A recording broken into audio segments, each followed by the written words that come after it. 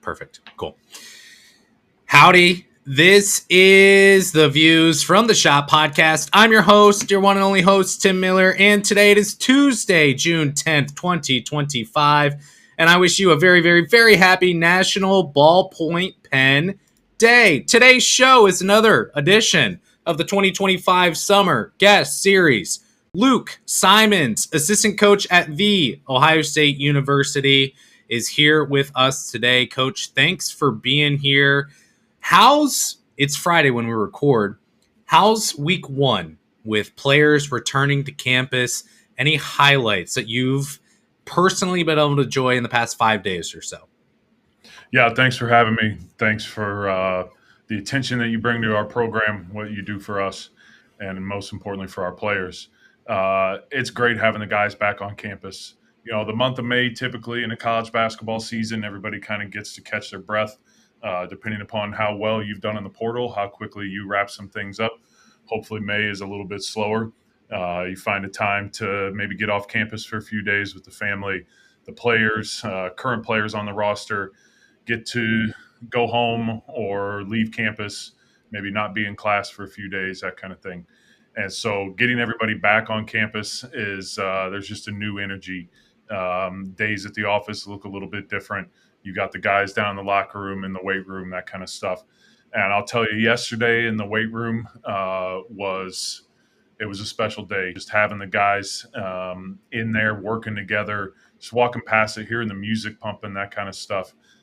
With the rules over the summer, that kind of thing, a lot of it was on their own. And the energy that we heard out of there certainly gave us energy in our day too. Yeah, that's awesome. I know some coaches went on trips. Where did you go for vacation in the sliver of time you had in May when you were gone?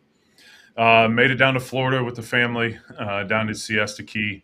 We have a spot down there that we'd like to frequent, and it was excellent. My wife and kids and I really did nothing but just be together. And there are amazing perks to this job. And I am eternally blessed to get to have the life experiences that I've had, and even my wife and kids. I mean, my son's 6 years old, and the things that he's done in his first 6 years, a lot of that I didn't do until I was 25 years old.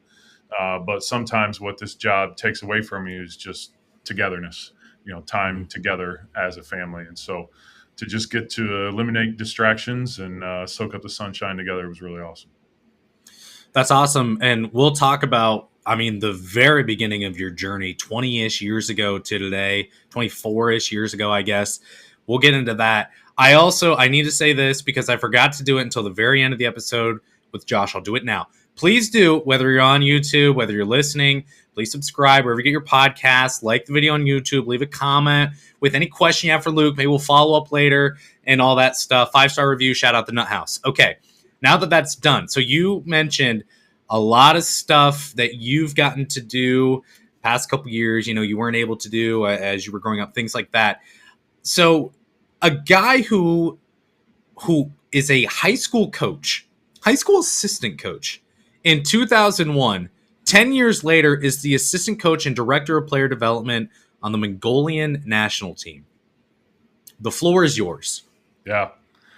So, that story for me starts in really before 2001 when I graduated from high school. It starts, at Shelbyville Boys Club and the men who just poured into me at that time. And it continues with John Heaton and Harry Larrabee, my high school coaches at Shelbyville High School, and just these really seeming coincidences that I look back and I see that there was a plan for me to be here for a very long time. I mean, from Shelbyville, Indiana, my high school coach, who went there, back in the 60s, then goes on to basically be one of the most integral members of establishing the Great Alaskan Shootout and becomes the head coach in Alaska Anchorage, and then returns. And I have an opportunity to play for him, learn a little bit about the college basketball game, get to Purdue University.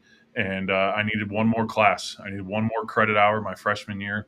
So I took introduction to coaching high school basketball. And David Wood was the head coach at West Lafayette High School at the time. across the street from Mackey Arena.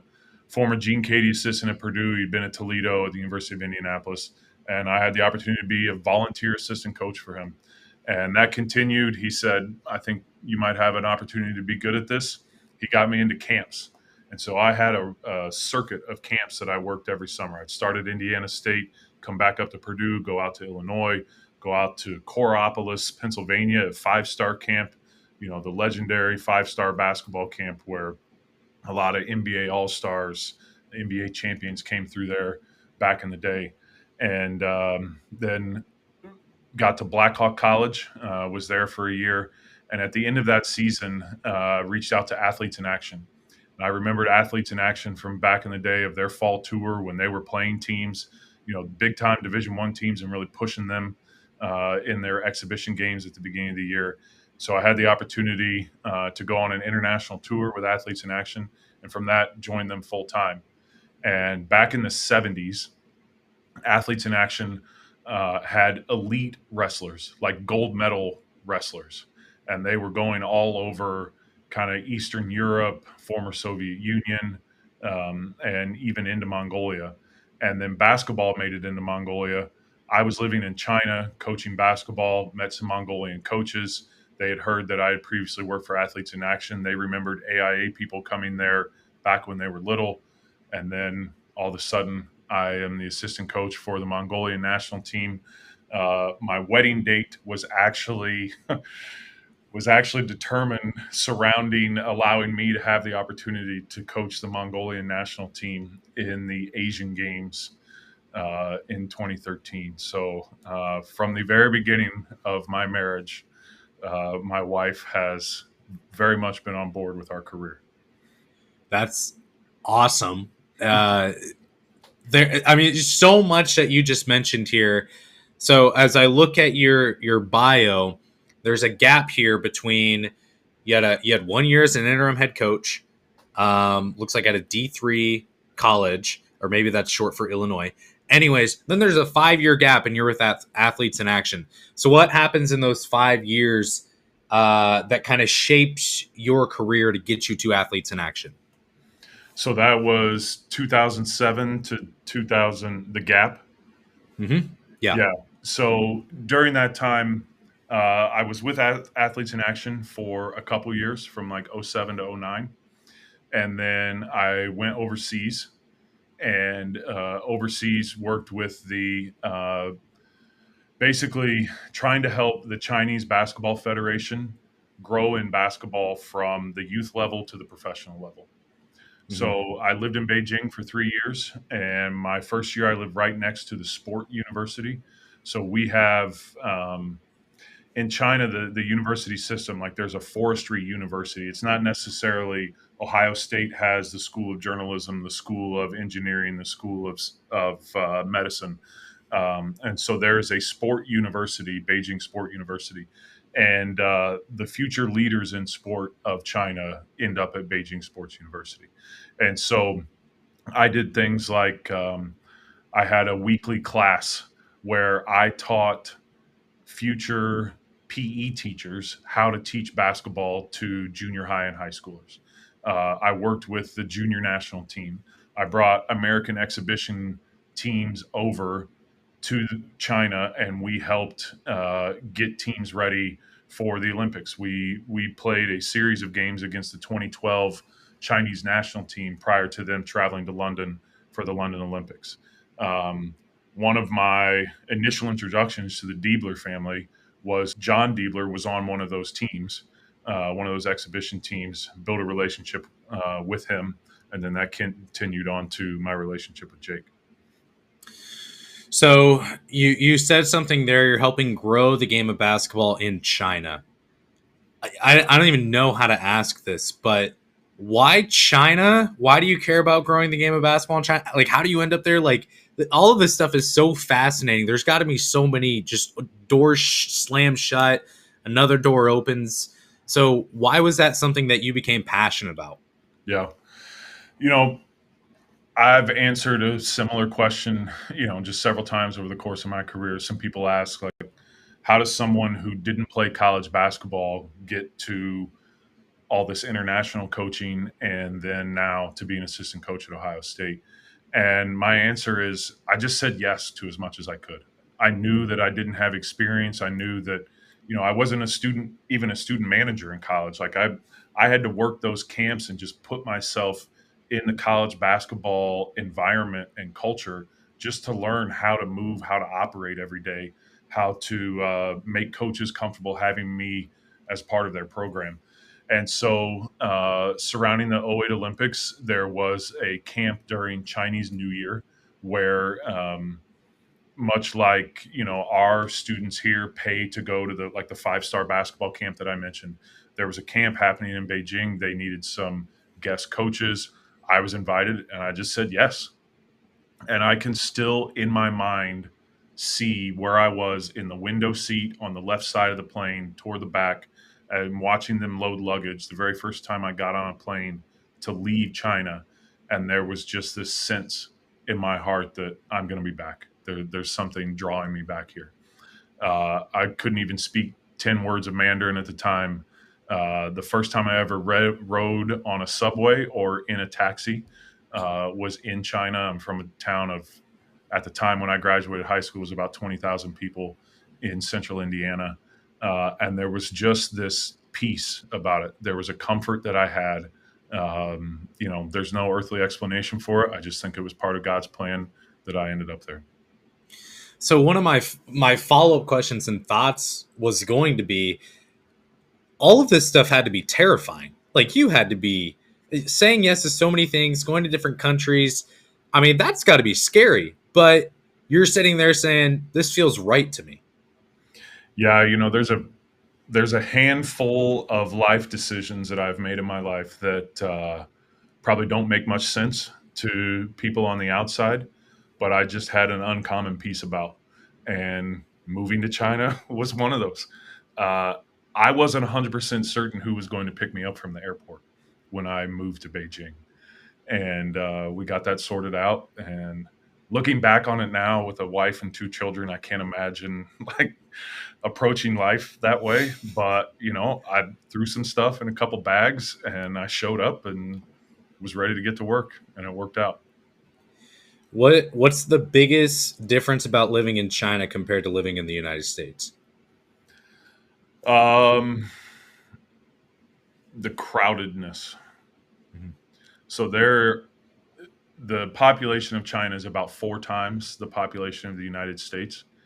And then even on top of that, there are more acres of what we would probably call like uninhabitable land in China than there are in the United States. So, geographically, China is not that much larger than the United States. It is, but not like significantly, not 4 times.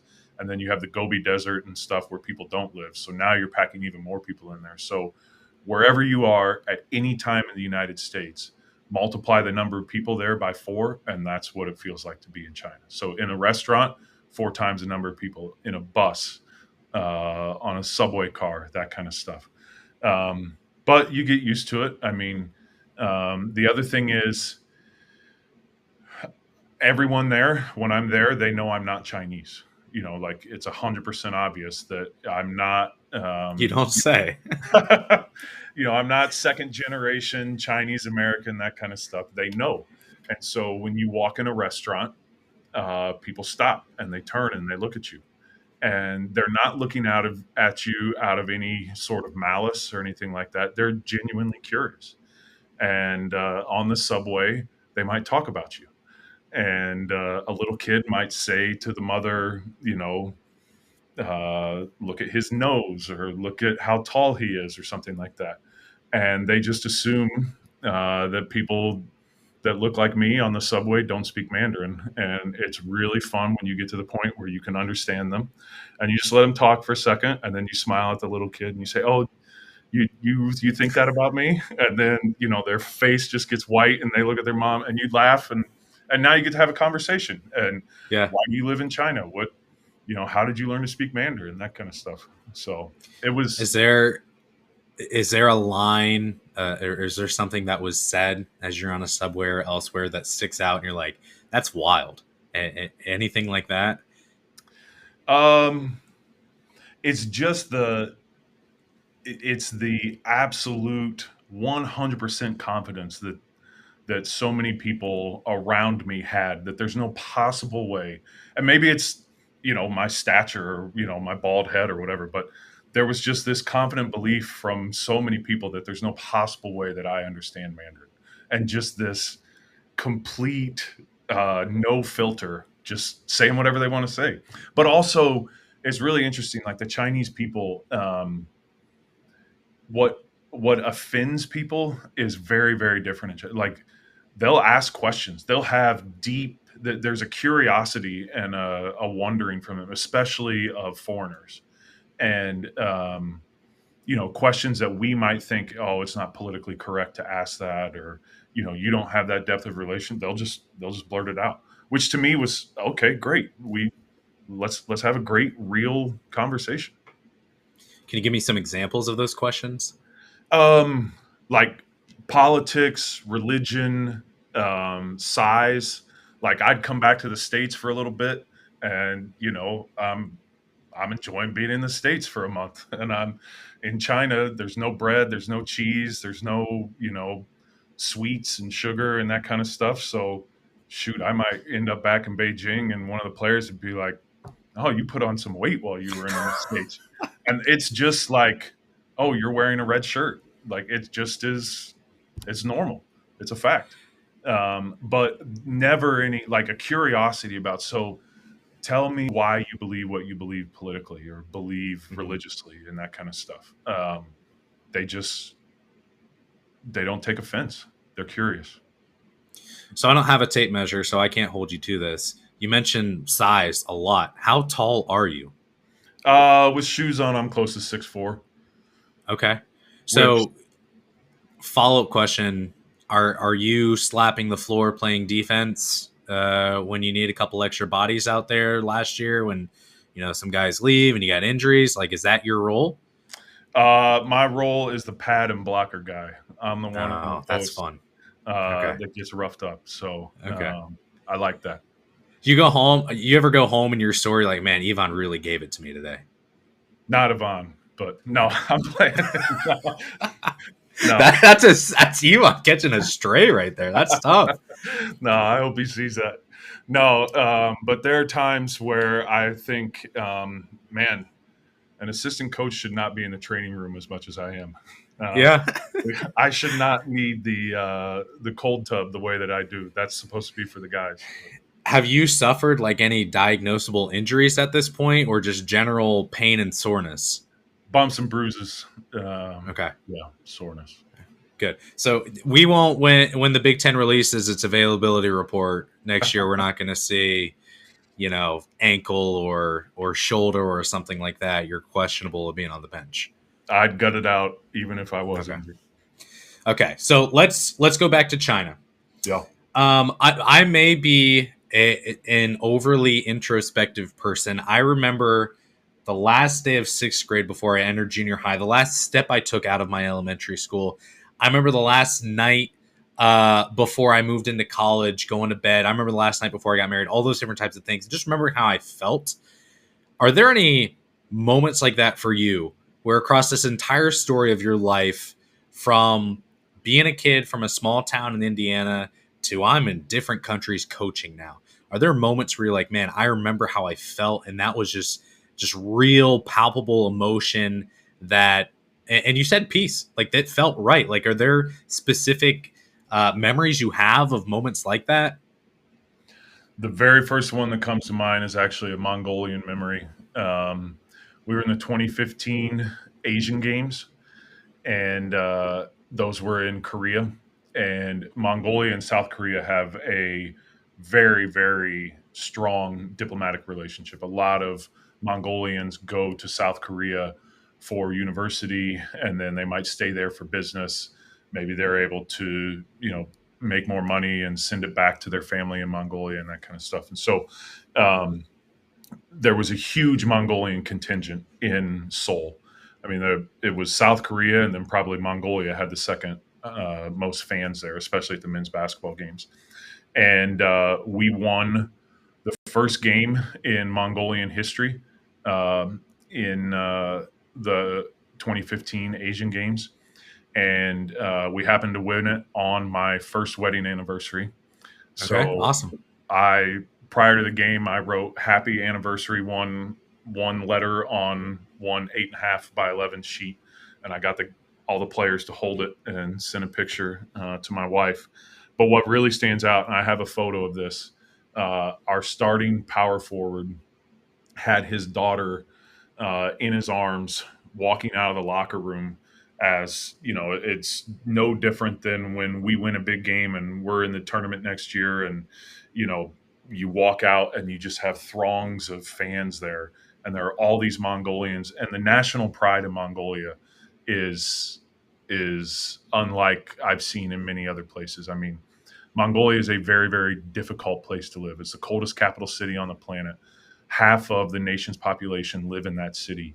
I had them in Ohio a few years ago when I worked at Athletes in Action, and we were here in August, and we were doing a training camp before that Asian Games that I mentioned. And like the second or third day, you know, it's August in Central Ohio. It's 92 degrees outside. It's 98% humidity. And they said, "Luke, where's the soup for lunch?" I'm like, "The soup? What are you talking about, man?" They're like, "No, we eat soup for every meal." And truly, like, they are so used to eating a hot broth for every meal, and they eat like meat and potatoes because that's what you have to eat to survive there. Yeah. Um, and then, you know, you're going up against teams like South Korea and Japan and China in the East Asian region of the FIBA format. And the GDP of Mongolia and the national population is tenths of what these other nations are. And so to win that game, and Ogi is carrying his daughter and he's facing this way, and I see her face, and like the national pride and joy, the flags flying and everything. I mean, it was awesome, awesome Yeah. to help that nation and to be a very small part of, you know, something that made history in that country was really cool. So how often do you get to go back? I would assume you'd like to go back and visit at times. Obviously the job doesn't really allow for that, but what's the relationship now in 2025 as you look at a place that I'm sure means a lot to you? Yeah. Yeah, I haven't been back in 10 years. I haven't been back since 2015 when I got back into college basketball. And, you know, the interesting thing is, Coach Diebler and I like to say we're probably the only coaching staff in the country that has two staff members who have been to Mongolia. Mhm. Uh, Coach Diebler went to an Asian basketball event there a few years ago for recruiting, and the game is starting to really pick up there. I'll tell you, the advent of 3-on-3 basketball has been an absolute boon to basketball in places like Mongolia, where because of, like I said, national finances and national population, they're not going to be able to field a roster of 11 to 15 men or women that can compete against the largest, wealthiest nations in their area. But when it comes to 3-on-3 and they can put their best players on that team, especially Mongolian women's 3-on-3 has been incredibly successful. And so, you know, just watching that grow, and you see some Mongolian players start to make it over here to the United States. It's really cool to watch. Yeah, for sure. Take me through your journey to coaching. First of all, how many points per game did you average in high school? It's more than mine, but just I'm curious. It might not be more than yours. I was at the end of the bench. Okay, all right. You went to a bigger school than me, so that alone probably would boost your performance or stats or anything like that if on a level playing field. So I say that to say you didn't play in college, Mm-hmm. played in high school a little bit here and there, um, and now you're an assistant coach at Ohio State. You said kind of before we were talking, you worked on a master's as a part of your master's program, how to get into coaching when you haven't played college basketball. Walk me through that. How is that something that you were inspired by to even do, and just take me through all that? Yeah. Yeah, so you know, every entity, certainly sport, but also, you know, every business has its culture, right? Like when you are a software engineer and you go to a software engineer convention in Las Vegas, there's a culture around there, and there's probably some terminology, and there's probably some shared experiences of, well, our freshman year in college when we all took engineering 101, or how hard, uh, you know, calculus is, whatever it is. Clearly, I'm not a math guy or a software engineer, but every group, every tribe has its culture, and so there's certainly a culture to college basketball. And I started to learn that as I started to work those college camps. And again, I go back to all of the guys that have given me a chance in this business, and not a single one of them owed me anything. Just people saying, me showing up and saying, "Hey, can I help? Can I learn?" And them saying yes. And David Wood is the one, that gave me my start in my career. He's my first boss. Um, and so he, having so much experience in college basketball, encouraged me to work those camps, and I start working these camps, and I just learn how to communicate, how to operate, that kind of stuff. And then move overseas, come back. Bryce Drew gives me my first college assistant job at Valpo, and just naturally, my first few positions were director of basketball operations. So typically, the Dobo is in charge of the managers and the GAs, and I would get emails from guys saying, "Hey, I know I can't play in college, but I want an opportunity to learn. I want to be a coach. I'm really good at analytics. I'm good at video. I'm good at Photoshop and graphics and that kind of stuff." And so that I tell people, there's no earthly reason for me to have this job. It just was people saying yes and helping me. And I feel a responsibility to help, the future generations in that. And so as I was finishing my master's program at Boston College, a couple different projects, and then my master's thesis, I basically tried to write kind of a handbook, and here's a pathway, here are suggestions, here are things to do to try to make it in this world. So, in regards to coaching and the pathway and the culture and all those different types of things, some of the stuff it can be taught, some of it is kind of learned on the job, some of it you just have to have. You just have to have the grit. You just have to be able to say yes. So, in your years growing in your career in college basketball, what would you say is truly one of the hardest parts that maybe you can learn it, but it's really, really tough? You've got to have some kind of natural ability to pick up on this stuff. Is there anything that comes to mind there? Yeah, the pace of watching practice or a game and not being able to press rewind on film and seeing it happen in the moment, and then in as few words as possible being able to convey that information to a player or to the head coach that asks what happened on the weak side there, who missed the block out, that kind of thing. And you know, again, it comes down to being able to eliminate distractions, seeing everything. You can't just watch the ball, because the question might be, well, who didn't rotate? Or, why did that guy help from over there? Well, because we didn't hit the pin down right on, the backside, whatever it might be. And then very succinctly and with as little emotion as possible, just relaying facts in the heat of the game. Um, I thought I knew, how to do that prior to transitioning to the role of assistant coach. I mean, for 7 or 8 years, I sat on the bench. I was very, very involved. I mean, a game day doesn't happen without the director of basketball operations. I mean, but the truth is, in most cases, when the ball is tipped, your stress level goes down as the ops guy, because now, okay, we know the post game meal's on the way. Everybody has the right uniform on. Everybody has, all of this stuff. Okay, my show, or my game time is kind of done now. Now I just have to help with, some of the more minor adjustments that an ops guy might have in a game. Now, as an assistant coach, it's the exact opposite. That ball is tipped, and you got to be on, and you got to eliminate those distractions, and you have to be really good at succinctly communicating information.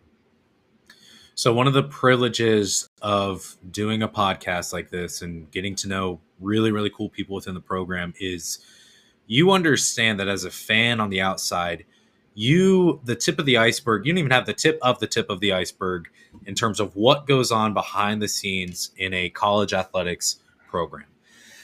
That said, there are plenty of fans who, and I've looked through your Twitter, it's very boring, which is not a bad thing. Same thing as I said to Josh.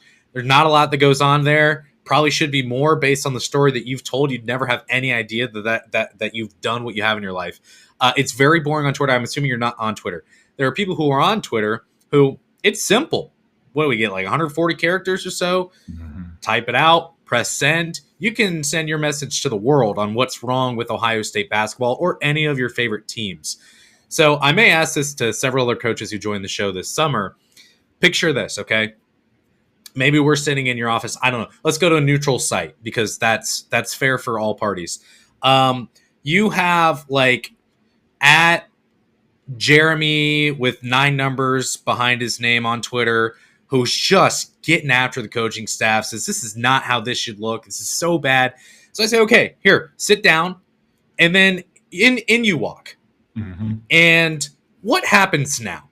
Like, do you say you don't even begin to understand how complicated this is? Do you just say, what's the problem? How would you fix it? Like, what happens? Yeah. I'm starting with Jeremy, man. I love that you care so much. Seriously. I mean, the opposite of love is not hate, it's apathy, right? Yeah. And I have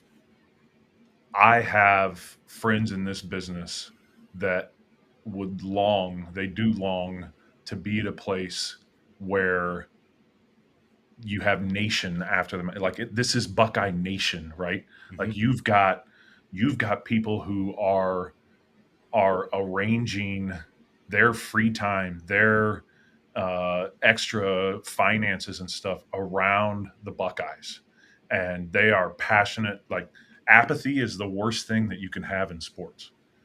And so I love that Jeremy and all of his buddies care enough. And,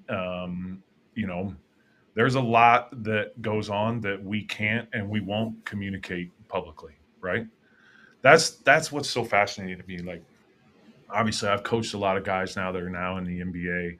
I've got some friends that are coaches in the NBA, and they'll come through Cleveland, and I'll go up and see them or something like that, or whatever. You go out to summer league, and these guys still get phone calls from their insurance agent saying, "Hey, do you want to change the policy on your house at all?" Their kids still go to school and get in trouble. They still have, problems at their houses with, a leaky window or something like that. And, they get sick, they get colds. And it's just so interesting how, even as someone who's in this business day to day, it's really the only job I've ever had. I sometimes forget that those guys that I'm watching on TV, even some of them that I coached and stuff, are husbands and fathers and small business owners. They've got some high side hustle with their buddies and they're trying to make a few extra bucks and that kind of thing. And so just humanizing things a little bit. I think it's so great when we get to meet fans, they get to meet us, and you kind of remove the social media curtain, pull it back a little bit, and let's be real with each other. I think that's a big part that I've mentioned a lot, is that it's been a down couple years for Ohio State basketball. No one wants it to be this way. It's not like you go home after a loss and say, well, get some dinner, see the wife for a bit, head to bed, whatever. This is something that really does consume you. And you would not be in this business if you were not addicted to winning. So not winning is gruesome. It's painful. And there are fans sometimes that even celebrate when the team loses because they don't like the coach, or they celebrate when a coach leaves the team because they don't like the coach. This is real life. People losing their jobs, that's real, and we're human. So I think that's a really, really important point. But I think the other thing too is, I would assume interactions you have day to day, or players the same way, where you're going to be a lot more kind because you're not hiding behind a screen. You're seeing someone in person. So you've been here for a full year now. What has life been like interacting with Ohio State basketball fans, Buckeye Nation, things like that? I will never forget the very first recruit that we had on campus, and we went to like my wife and kids are still back in Waco at Baylor, where we were coming from. We're all living out of the Marriott here, for like 6 weeks, and this is my first like full weekend as an assistant coach at Ohio State. And we walk into the original Pancake House over here on that's on Lane Avenue, I think, right? And Uh huh. it's a Saturday or Sunday morning. And we walk in, and I'm like the last assistant to walk in, and so Coach Diebler and and there's 6 or 7 of us. We're probably larger than the average human, and we're all Mm-hmm. wearing scarlet and gray. And someone in the back corner yells "OH," and everybody turns, and the entire restaurant returns an "IO." And after that meal, I called my wife and I said, "Get ready, it's going to be different here." Mm-hmm. Like, and that's what I'm talking about. Like this, that's why this is one of the best jobs in college basketball. It's why it's one of the best athletic departments in college sports, is because of that. And so, you know, it's a privilege and a blessing to be a Buckeye and to live in Columbus, be an assistant coach. Um, I think, like my son was on an upward team. And actually, his upward basketball coach was Mike Nugent, which Okay. I thought was awesome. I mean, I remember Mike Nugent Yeah. when I didn't like the Buckeyes, being, a guy from the state to the West, and but certainly like, wow, that's Mike Nugent, and he's Yeah. my son's team, and then he's on a baseball team now too, and so I think some of the guys are still kind of trying to figure out like, when should I ask Luke about the team or this recruit or that kind of thing, versus when should we just be normal. But I get it. Like, it's awesome. I love that you love the Buckeyes so much that you want to talk about